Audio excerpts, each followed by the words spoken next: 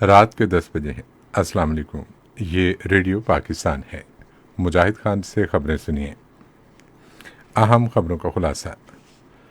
وزیر اعظم نے وزیر خارجہ کی زیر قیادت پاکستان کی شاندار موسمیاتی سفارتکاری کی تعریف کی ہے، جس کے نتیجے میں COP 27 سربراہ اجلاس میں نقصانات کے ازالے کے لیے فنڈ کا قیام عمل میں آیا۔ وزیر خارجہ نے کہا ہے کہ موسمیاتی انصاف کے لیے فنڈ کا قیام اور مالیاتی انتظام پاکستان اور تمام ترقی پذیر ممالک کے لیے بڑی کامیابی ہے۔ منصوبہ بندی کے وزیر نے کہا ہے کہ پاکستان اقتصادی استحکام کی راہ پر گامزن ہے اور موجودہ حکومت نے ملک کو دیوالیہ ہونے کے خطرے سے بچا لیا ہے۔ الخور سٹی میں فیفا عالمی کپ 2022 میں میزبان قطر اور ایکواڈور کے درمیان میچ جاری ہے۔ اور اب خبریں تفصیل کے ساتھ۔ وزیر اعظم محمد شہباز شریف نے وزیر خارجہ بلاول بھٹو زرداری کی قیادت میں پاکستان کی شاندار ماحولیاتی سفارتکاری کی تعریف کی ہے، جس کے نتیجے میں COP 27 سربراہ اجلاس میں موسمیاتی نقصانات کے ازالے کے فنڈ کا قیام عمل میں آیا۔ انہوں نے آج ایک ٹویٹ میں کہا کہ اس سلسلے میں وزیر خارجہ کے ساتھ کام کرنے والی تمام ٹیمیں تعریف کی مستحق ہیں، کیونکہ پاکستان نے گروپ 77 پلس چائنا کی صدارت میں نقصان کے ازالے کے فنڈ کا اپنا مطالبہ تسلیم کرانے میں کامیابی حاصل کی ہے۔ اس سے پہلے ایک اور ٹویٹ میں انہوں نے کہا کہ یہ ماحولیاتی انصاف کے ہدف کی جانب پہلا اہم قدم ہے۔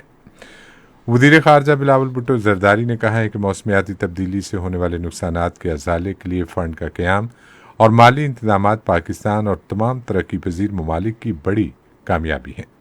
آج اپنے متعدد ٹویٹس میں انہوں نے کہا کہ موسمیاتی انصاف کے اس عظیم کارنامے کے ذریعے پاکستان کی قیادت میں گروپ 77 نے کامیابی سے COP 27 کانفرنس مکمل کر لی ہے، جس کے ایجنڈے میں فنڈ کا قیام اور اس مسئلے پر قابو پانے کے لیے مالیاتی انتظامات شامل تھے۔ وزیر خارجہ نے کہا کہ گروپ 77 نے ان کی سربراہی میں اقوام متحدہ میں پاکستان کی اس تجویز کو اجتماعی طور پر منظور کر لیا کہ نقصانات کے ازالے کے لیے معاوضے کی ادائیگی کو COP 27 کا حصہ بنایا جائے۔ پاکستان نے موسمیاتی تبدیلی کے باعث قدرتی آفات کے نقصانات کے ازالے کے لیے فنڈ کے قیام کے COP 27 کے تاریخی فیصلے کا خیر مقدم کیا ہے۔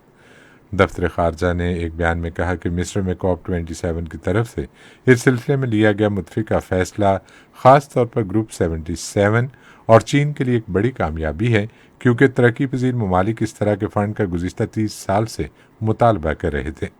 بیان میں کہا گیا کہ تباہ کن موسمیاتی تبدیلی سے رواں سال پاکستان میں سیلاب آئے، جس کے نتیجے میں $30 ارب سے زائد کا نقصان ہوا، جس سے عالمی توجہ اس اہم مسئلے کی طرف مبذول ہوئی۔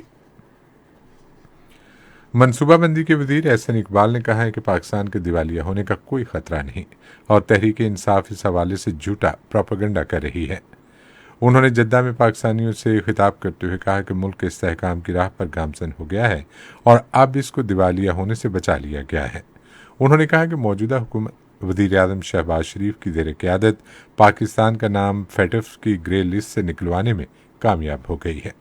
پاکستان اور سعودی عرب کے درمیان تعلقات کی اہمیت پر روشنی ڈالتے ہوئے وفاقی وزیر نے کہا کہ ہم سعودی عرب کے ساتھ چین پاکستان اقتصادی راہداری کی طرز پر اقتصادی تعاون استوار کرنا چاہتے ہیں۔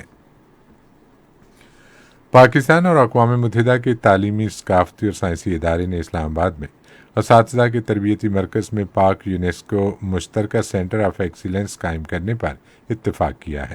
یہ اتفاق رائے تاشقند میں وزیر تعلیم و پیشہ ورانہ تربیت رانا تنویر حسین اور یونیسکو کی تعلیم کے بارے میں اسسٹنٹ ڈائریکٹر جنرل اسٹیفانیا گیانینی کے درمیان ملاقات میں ہوا۔ اس سینٹر میں بچوں کی ابتدائی تعلیم پر توجہ دی جائے گی۔ اس موقع پر اظہار خیال کرتے ہوئے رانا تنویر حسین نے کہا کہ پاکستان جامع اور یکساں معیاری تعلیم کی فراہمی یقینی بنانے اور سیکھنے کے مواقع کو فروغ دینے کے لیے ہر ممکن کوششیں کرے گا۔ قومی اسمبلی کا اجلاس کل شام پارلیمنٹ ہاؤس اسلام آباد میں ہوگا۔ اجلاس میں قانون سازی کے علاوہ قومی اور بین الاقوامی اہمیت کے امور زیر بحث آئیں گے۔ الخور سٹی میں فیفا عالمی کپ 2022 میں میزبان قطر اور ایکواڈور کے درمیان میچ جاری ہے اور پہلے ہاف کے اختتام پر قطر نے 0 اور ایکواڈور نے 2 گول کیے ہیں۔ اس سے پہلے آج رات قطر میں فیفا ورلڈ کپ 2022 کا رنگا رنگ تقریب سے آغاز ہوا۔ قطر نے ورلڈ کپ کے انعقاد کے لیے بڑا انفراسٹرکچر تعمیر کرنے پر $229 ارب خرچ کیے ہیں۔ وزیر اعظم شہباز شریف نے حکومت پاکستان کی طرف سے قطر کے امیر شیخ تمیم بن حماد الثانی اور برادر عوام کے لیے فٹ بال عالمی کپ کی میزبانی کے لیے نئی خواہشات کا اظہار کیا ہے۔ آج ایک ٹویٹ میں انہوں نے کہا کہ دنیا قطر کی تاریخ، ثقافت اور مہمان نوازی کا بہترین مشاہدہ کرے گی۔ اسی کے ساتھ خبریں ختم ہوئی۔ مزید خبروں اور تجزیوں کے لیے آئیے ہماری ویب سائٹ پر، پتہ ہے radio.gov.pk، اور فیس بک کے link radio Pakistan news official پر براہ راست ویڈیو سٹریمنگ بھی ملاحظہ کیجیے۔